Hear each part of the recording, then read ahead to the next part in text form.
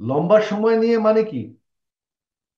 আমরা কি এখন রাজত্ব হয়ে গেছি যে হাতে ধরা মানুষ দেশ চালাবে যতদিন তারা ক্ষমতায় থাকতে চায়? এই খেলা তো আমরা আগেও দেখেছি। 2011-এর সরকার একই কথা বলেছিল, তারা কতদিন টিকেছে? এই সরকার যদি এখন টিকতে চায়, সেভাবে থাকতে চায়, আমি তাদেরকে অনুরোধ করব, প্লিজ আপনারা ওই ভুলটা করেন না। এই চেষ্টা আগেও করা হয়েছে। আপনাদের পলিটিক্যাল ম্যান্ডেট নাই।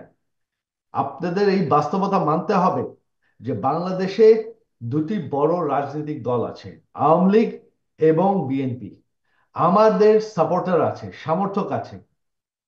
মানুষের সাপোর্ট ছাড়া, মানুষের ভোট ছাড়া আপনারা ক্ষমতায় টিকতে পারবেন না। 111-এর সরকার চেষ্টা করেছিল যে তারা সংস্কার করবে, শেষমেশ কি হয়েছে? তারা কোনো কিছুই করতে পারেনি।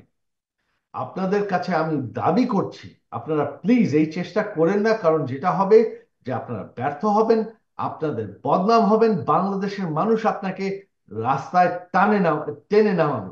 আপনারা টিকতে পারবেন না, কারণ আপনার মানুষের সমর্থন নাই, আপনাদের জনগণের ভোট নাই। তাদের উদ্দেশ্যে আমি বলবো যে আমাদের উপর আক্রমণ হয়েছে, ভয় পাওয়ার কিছু নাই। 71-এ আওয়ামী লীগ লড়াই করেছে, 71-এ আমরা শেষমেশ হাতিয়ার তুলে বাংলাদেশকে স্বাধীন করেছি। 75-এ চেষ্টা করা হয়েছে আওয়ামী লীগকে শেষ করে দেওয়ার। আওয়ামী লীগের বড় বড় নেতাদের, সম্পূর্ণ নেতাদের হত্যা করা হয়েছে। তারপরেও আওয়ামী লীগ টিকে আছে। আজকে আওয়ামী লীগ তার চেয়ে অনেক শক্তিশালী পজিশনে আছে। আওয়ামী লীগ এখন এত শক্তিশালী, আমাদেরকে কেউ দাবায় রাখতে পারবে না। আওয়ামী লীগের নেতৃত্বের অভাব নেই। আমি সজীব ওয়াজেদ জয় আছি, বঙ্গবন্ধুর নাতি। আমি আওয়ামী লীগের সাথে আছি। আওয়ামী লীগকে আমি ফের ক্ষমতায় আনবো। আজকে হোক, কালকে হোক, 4 বছর পর হোক, 5 বছর হোক, পরে হোক, আওয়ামী লীগ ফেরত ক্ষমতায় আসবেই আসবে, কারণ আওয়ামী লীগ হচ্ছে বাংলাদেশের সবচেয়ে বড় রাজনৈতিক দল। কেউ আমাদের ঠেকায় রাখতে পারবে না। ঘামের এত দাগ হয় কিভাবে? এই যে ভাবি, দাগও যাবে রাগও যাবে, নিন চাকা সুপার হোয়াইট। অবশ্যই এই নির্বাচন যদি নিরপেক্ষ হয়, আর আমি চাই দ্রুত নির্বাচন, কারণ সংবিধানে আছে যে 90 দিনের মধ্যেই একটা সংসদ ডিসলভ করার 90 দিনের মধ্যে নির্বাচন করতে হবে। এর বাইরে কোনো উপায় নেই। এর বাইরে গেলেই মানে একটা অনির্বাচিত অংশ, অসংসদীয় সরকার, মানে আহ, যেটাকে বলা হয় ইল্লিগাল।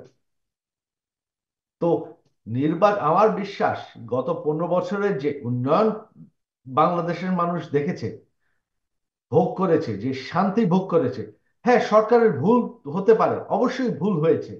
তবে এই যে শেখ হাসিনার সরকারের যে উন্নয়ন আর শেখ হাসিনার সরকারের যে শান্তি এনেছে, এইটা কেউ অস্বীকার করতে পারে না।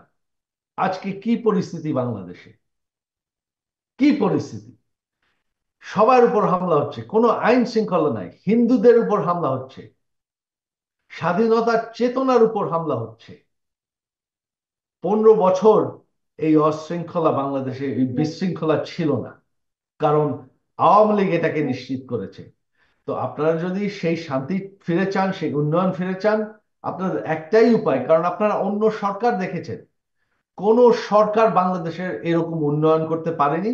আর যদি আওয়ামী লীগকে ফের ক্ষমতায় ভোট না দেন, বাংলাদেশ পাকিস্তান হয়ে যাবে, সোজা কথা। আপনারা, এটা বাংলাদেশের মানুষের উপর। আপনারা যদি চান বাংলাদেশ পাকিস্তান হয়ে যাক, আওয়ামী লীগকে ভোট দিয়েন না। তবে আপনারা যদি না চান যে বাংলাদেশ পাকিস্তান হয়ে যান, আপনাদের একটা মাত্র উপায়, আওয়ামী লীগকে ভোট দিতেই হবে।